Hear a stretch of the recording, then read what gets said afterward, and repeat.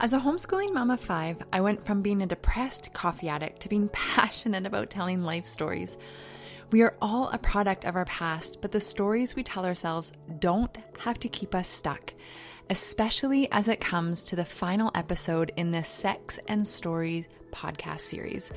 My name is Melanie Gall, and I so desire to equip you and to walk alongside of you in the mess of this life's journey, and that includes talking to our kids about sex and everything having to do with that. So join me for our last episode in the series as we talk about pornography and our soul. Thanks for listening. So we were built for beauty. Everything about who we are signifies goodness and dignity because we're made in the image of Christ.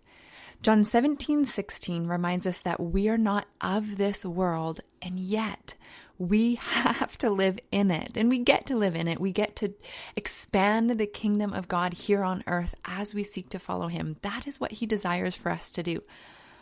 If I desire for my kids to be anchored in this hope that Christ offers, I get a little nervous as I look around, though, and I see all of the things that are being thrown at them.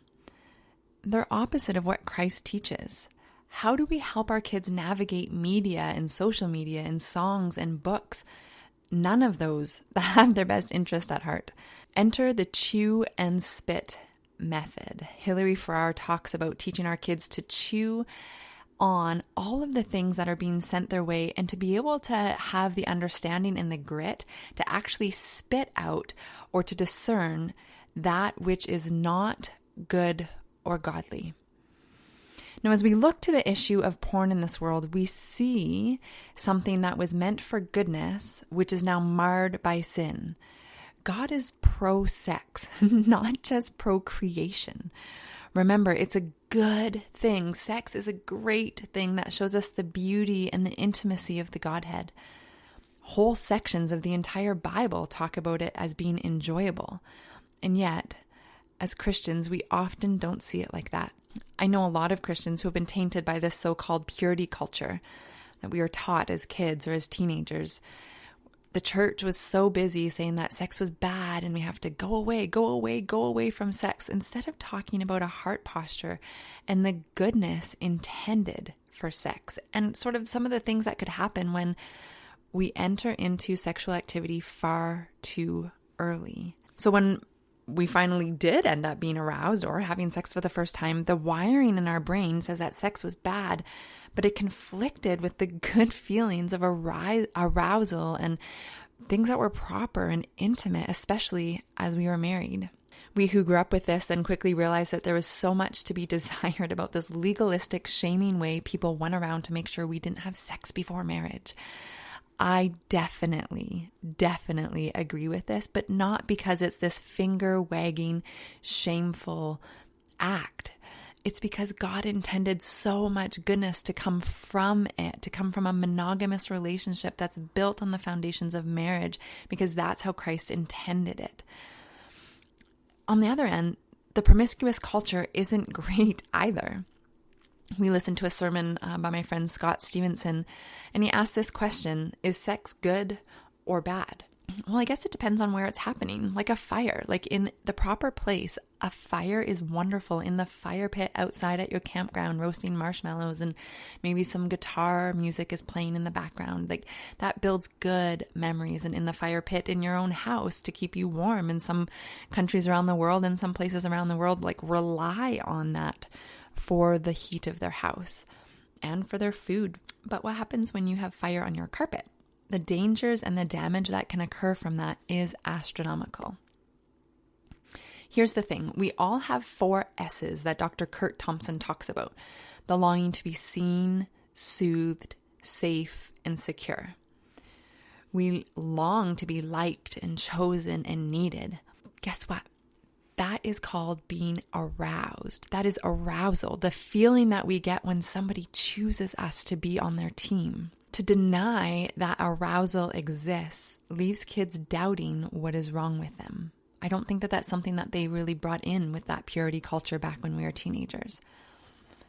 Blessing a child's arousal will actually help keep shame from taking root in their hearts forever. It's such a gift. It's good and it's right. And we need to give our kids language for it, especially surrounding arousal. When arousal isn't blessed, all hell breaks loose in their body. If it's scorned, arousal equals bad, equals shame. And then this cycle keeps going on, and it keeps us away from God. The whole point of the gospel is to bring us closer to Jesus. The whole point of understanding how we're made and why we're made is to connect us to the Godhead and to the Lord who loves us so much. But if the very thing that he made, this arousal experience, is considered bad, it then puts a wedge and a divide between us and God. Can you see that? Jay Stringer is a psychotherapist, an author, and a speaker, and he says that arousal is one of God's greatest gifts to his children. So why spend a lifetime trying to annihilate it? Sex arousal is intended for pleasure. The feelings that you get inside your body, they're good and exciting and necessary. We need to give our kids language for their body's response because it will naturally respond to seeing sexual images, ladies on the beach, females changing. We need to let them know that this is normal and God-given feeling occurring in their body and nothing to be ashamed about. We need honest conversations surrounding the words, "You aren't weird, this is normal." Here's the problem. When fear and arousal are found together, what gets cursed is the arousal. Okay, but remember, that is the gift. The arousal is the gift. Rather than, let's say, porn being exposed for what it is, it's evil. The evil turns around and tries to mar all that is good and holy. Are your kids able to chew on this and to spit out that which they know is not godly? Okay, so pornography is the perversion of what God intended for his people. The pleasure of sex is meant to be enjoyed by both people who honor each other, who protect each other. Porn is the antithesis to this. It's purely for selfish gain and often not with mutual consent, not with mutual honor.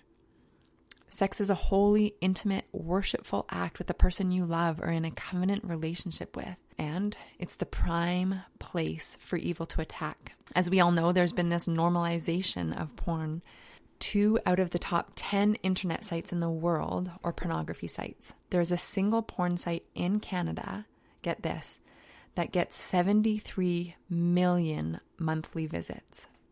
If you did the math, that works out to every single Canadian looking up porn on this particular site twice a month. In Canada, 3 major pornography sites represent as much traffic as Instagram and Amazon combined. This industry makes more than Hollywood. And we all know, but it bears repeating, that porn is so harmful for our young people, for their brains. It's changed their ideal of what a normal body size and shape should be. It's changed the ideal of what sex ought to be. It dehumanizes people. It objectifies them. It celebrates selfishness, and it's super addictive. Pornography awakens sexual arousal. But instead of it bringing 2 people closer together in intimacy, it leads to addiction, heartache, and death. Like, we need to paint a clear picture for our kids that their bodies and their brain are not what is broken for them. It is responding correctly. And if we are not vigilant to talk to our kids about this, there is going to be some major fear and some major confusion and some major shame. Their God-given curiosity is a good response. Go slow in preparing them if they see pornography by accident, or even after they've started actively seeking it out. Help them wade through the big feelings of it all, and most of all, call their arousal good. Here's something that we could say to them. Son, when you see these images, or daughter, one of the things that you'll feel in your body is excitement, or what's called arousal.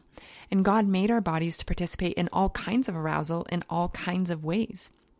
When someone cares for us, when someone is attuned to our emotions, when we're sad and they notice that, they pay attention to us. There's chemicals in our body that release something called oxytocin and dopamine. Those are what make us feel good.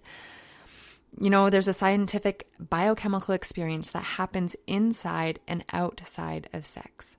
We have to expect it and to talk about it with our kids. It's not just sex that's arousing. There's part of a bigger picture. We experience a whole system of arousal every day when we see a beautiful sunset, when we eat good food, when we go to a great concert, when we see a good friend. All of those hits of dopamine and oxytocin are what keep us happy and going and wanting more. Sometimes I think most of us felt aroused in regards to premarital sex and porn, and instead of calling it evil, we tended to call out ourselves. Again, this is where the enemy was having a heyday, when we carry a debt that isn't ours to carry. When we call ourselves bad. When we say, I must have done something wrong. When we say, I'm broken. I am wrong. My brain is wrong. There's something wrong with my body. It's starting to distort our identity. We all have dignity and worth, and we're made in the image and likeness of God. So the problem is that we start to curse this beauty instead of reframing the narrative and cursing the evil. A good question that you can kind of help to have your child navigate is this question of, how does it feel in your body? But what about us as parents? Let's turn inward. Let's reflect. What was my first sexual experience? What about my first time for pornography? Who was present? What was happening on the inside of me? I recommend that you really take a look and be with your body as you're asking these questions. Where are you marred? What are your stories of harm? We have to process them, name them, and bring the truth of Christ into it in order to heal. So since most of us have had some form of damage done to us or things that we've witnessed that are not godly, how do we celebrate the arousal but not celebrate pornography? How do we celebrate arousal and curse porn? Well, I think we need to start with another question. What does healthy fear look like?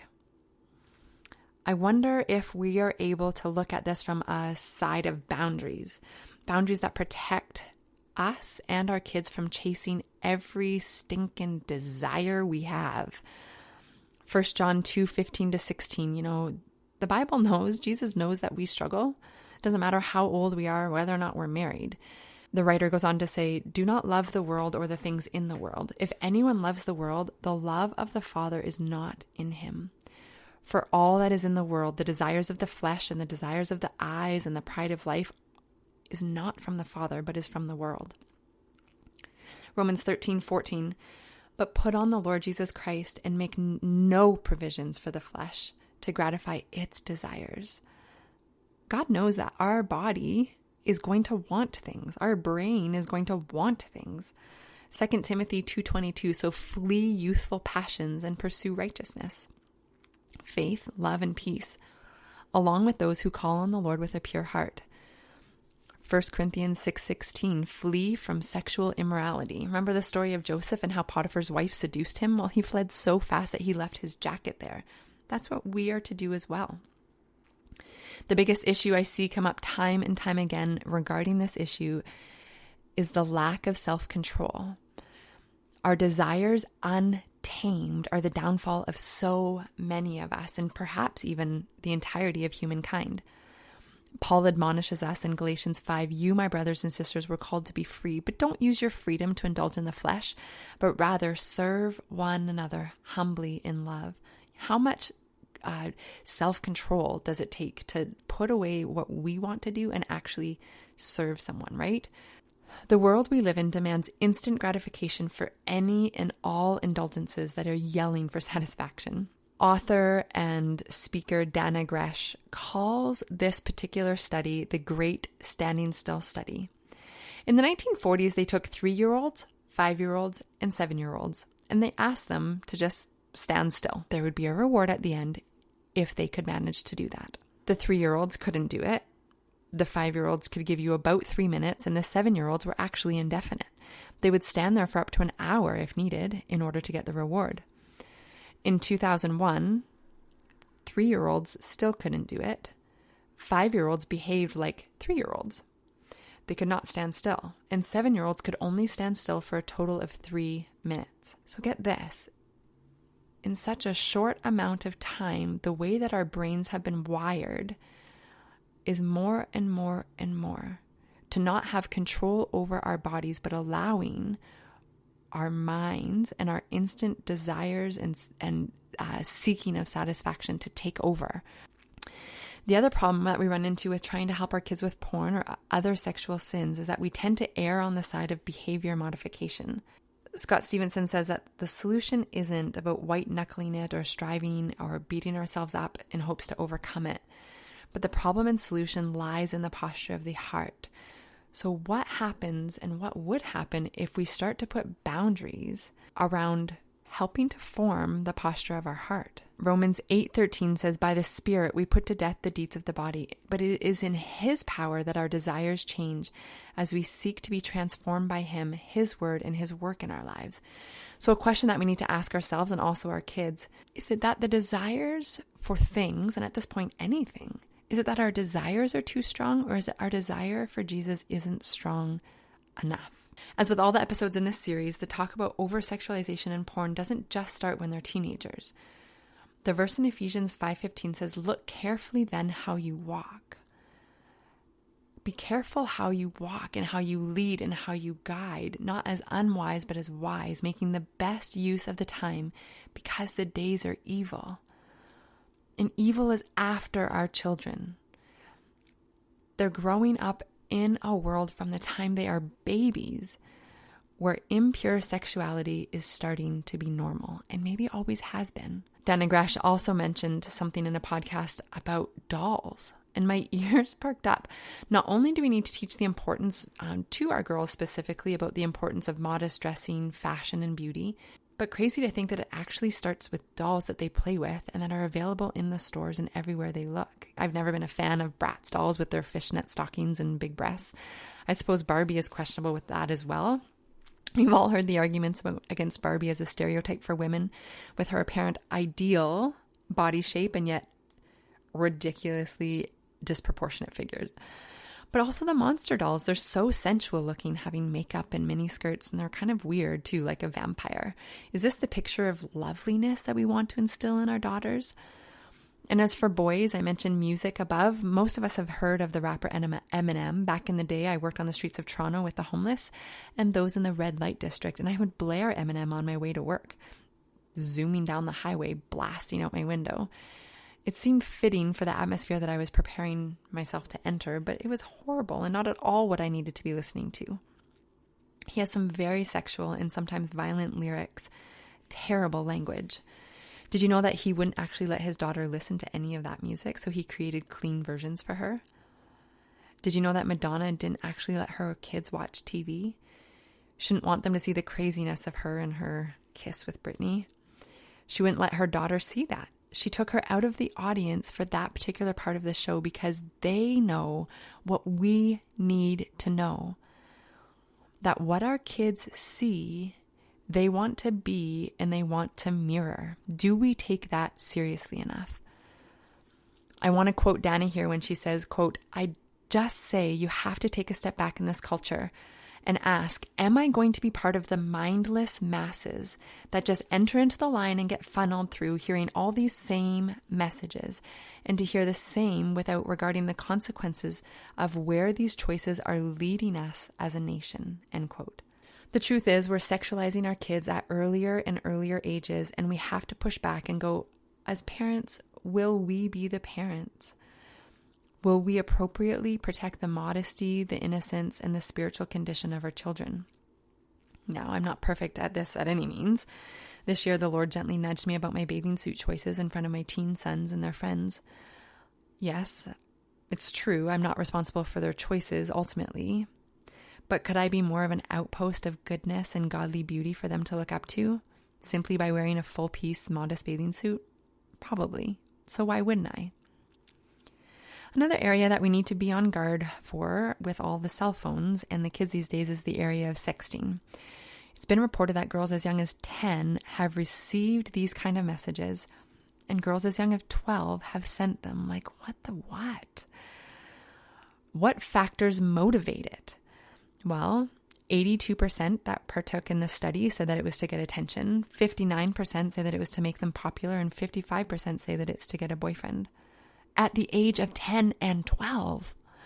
As parents, we ought to take a step back and say, what kind of devices do we want to put in the hands of our kids to allow them to be plugged into this worldwide communication system that could be so dangerous, and not could be, but will be dangerous for their lives if they're not careful? Are they able to chew what is coming at them and to spit out that which is not godly? Are we aware of what is out there and how the enemy seeks to devour our kids? But whether or not it is them or us as parents that are struggling with sexual sins, it all comes back to our heart posture. Another way to build healthy understanding into our girls and boundaries is to do something similar to what Pete and I did for Kai, our oldest, when he turned 13, a bar mitzvah of sorts, but for a girl. A way for us to celebrate their body is to punctuate our girls' periods. I have a girlfriend who did this, and it was so beautiful, and I can't wait to do it with our girls. This is one of the most critical areas of moral development because it gives us an opportunity as moms to speak into the value and life and beauty of how we as women are designed. It is estimated, and I'm curious what your story is, that 45% of women, almost half of women, have a frightening experience the first time they find that brownish red discharge on their panties for the first time. Nobody prepared them for it. What are you choosing to do with your daughters? Maybe it will be different than what you experience, and that's great. I want to do like a coming of age party for them, like a period party, basket full of maybe natural pads and tampons, a cup, some tea, some soothing oils or cream for their tummy if it hurts with their cramps, if they have any, maybe a blanket for comfort, Bible verses blessing her as she matures into womanhood. I want my daughters to be as prepared as they can be for the changes that will occur, because all of these signify the beauty and mystery of the body that God designed and called good. Paul continues in Galatians, "So I say, walk by the Spirit, and you will not gratify the desires of the flesh. For the flesh desires what is contrary to the Spirit, and the Spirit contrary to the flesh." As with everything we've chatted in this entire Sex and Story series, it is an act of war to align ourselves with Jesus. We have a choice to seek the higher road and to walk a life of holiness in our speech, in our actions, and in our planning. Being intentional is a passion of mine, and I pray that as you go forth today, you would begin to get a sense of how you can be intentional with your kids in this area of porn and over-sexualized society. What is he calling you up in? Where do you need to put a little more thought into how you're parenting and what you're talking about? Our faith as Christians needs to encompass and inform our sexual ethic. Here's the amazing thing though. God's capacity for grace and mercy is greater than our capacity to sin. God knows this stuff is hard, not only in our own lives, but also then how do we teach it to our kids in a way that will be profitable and honoring to everyone involved?